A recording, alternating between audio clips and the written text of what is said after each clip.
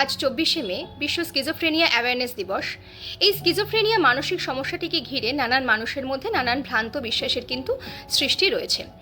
বহু মানুষই মনে করে থাকেন যাদের স্কিজোফ্রেনিয়া হয় তারা জেনারেলি উন্মাদ হয়ে থাকে, দৌড়োদৌড়ি করে, মারপিট করে, ভাঙচুর করে। কিন্তু বেশিরভাগ ক্ষেত্রে দেখা যায় যে বাচ্চাটি আপনার সাথে রোজ ডেকে ডেকে কথা বলতো, পড়াশোনায় খুব ভালো হচ্ছিল, সে কিন্তু হঠাৎ করেই কথা বলা বন্ধ করে দিয়েছে, নিজের মতন থাকতে শুরু করে দিয়েছে, কারোর সাথেই আর মেশে না। অনেক সময় বাবা মা মনে করেন এটা বোধহয় তার দুষ্টুমি, অথবা সে বোধহয় চাইছে না বাকিদের সাথে কথা বলতে, বা সে কোনো নেশার সাথে যুক্ত হয়ে গেছে, বা সে হয়তো গেমিং বা মোবাইল নিয়ে এত বেশি ব্যস্ত সে আর বাকিদের সাথে কথা বলতেই চাইছে না। কিন্তু একটা সময়ের পরে দেখা যায় সে কিন্তু সেই মোবাইল ফোনটা থেকেও দূরে সরে যেতে থাকে এবং ধীরে ধীরে তার কথাবার্তার মধ্যে একটা অসংলগ্নতা কিন্তু দেখতে পাওয়া যায়। জেনারেলি এই স্কিজোফ্রেনিয়া নিয়ে নানান মানুষের মধ্যে ভ্রান্ত বিশ্বাস থাকে যে এই স্কিজোফ্রেনিয়া কোনোদিনই কিন্তু কিওর করা পসিবল নয়। স্কিজোফ্রেনিয়া হওয়ার পেছনে নানান রকমের কারণ থাকে, যেমন জেনেটিক কিছু কারণ।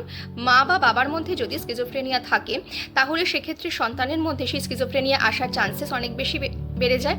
এবং তাছাড়াও হচ্ছে গিয়ে কোনো রকম ধরুন সাবস্টেন্স অ্যাবিউজ, এছাড়া কোনো ওষুধের সাইড এফেক্ট, তাছাড়াও হচ্ছে গিয়ে লার্জ ভেন্ট্রিকলস, এছাড়াও হচ্ছে গিয়ে কি ডোপামিন হরমোনের এখানে একটা বিরাট ভূমিকা থাকে স্কিজোফ্রেনিয়া হওয়ার ক্ষেত্রে। এছাড়াও আপনার এনভায়রনমেন্টাল ফ্যাক্টর, ফ্যামিলি ফ্যাক্টরও কিন্তু অনেক সময় ডিপেন্ড করে এই স্কিজোফ্রেনিয়া হওয়ার পেছনে। এই স্কিজোফ্রেনিয়া থেকে মুক্তি পাওয়া জেনারেলি কিন্তু খুব একটা বেশি সহজ পথ নয়। এই চিকিৎসা পদ্ধতি কিন্তু দীর্ঘমেয়াদী হয়ে থাকে। সঠিক পরিমাণে যদি চিকিৎসা করানো যায় এবং সঠিকভাবে যদি ওষুধ সেবন করা যায় এবং বিভিন্ন সাইকোথেরাপির মধ্যে যদি থাকতে পারা যায় তাহলে এই স্কিজোফ্রেনিয়া থেকে অনেকাংশেই কিন্তু মুক্তি সম্ভব।